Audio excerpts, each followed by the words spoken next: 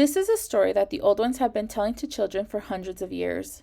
It is a sad tale, but it lives strong in the memories of the people, and there are many who swear that it is true. Long ago, in a humble little village, there lived a fine-looking girl named Maria. Some say she was the most beautiful girl in the world, and because she was so beautiful, Maria thought she was better than everyone else. As Maria grew older, her beauty increased, and her pride in her beauty grew too. When she was a young woman, she would not even look at the young men from her village. They weren't good enough for her. When I marry, Maria would say, I will marry the most handsome man in the world. And then one day, into Maria's village rode a man who seemed to be just the one she had been talking about. He was a dashing young ranchero, the son of a wealthy rancher from the southern plains. He could ride like a Comanche.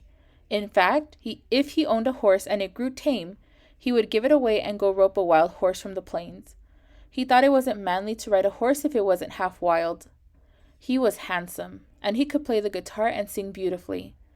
Maria made up her mind that that was the man for her. She knew just the tricks to win his attention.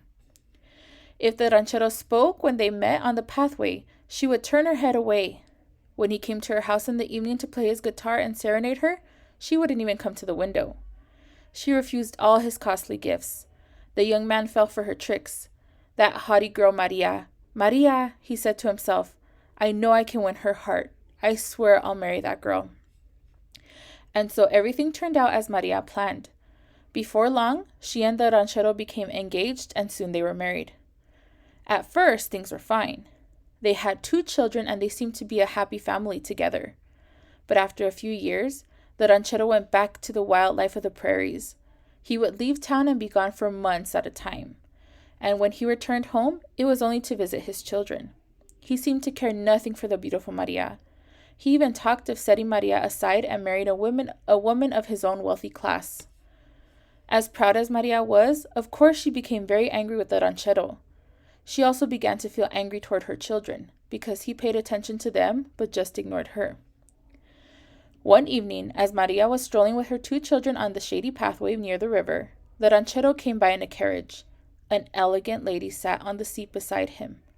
He stopped and spoke to his children, but he didn't even look at Maria. He whipped the horses up on the street. When she saw that, a terrible rage filled Maria, and it all turned against her children. And although it is sad to tell, the story says that in her anger, Maria seized her 2 children and threw them into the river.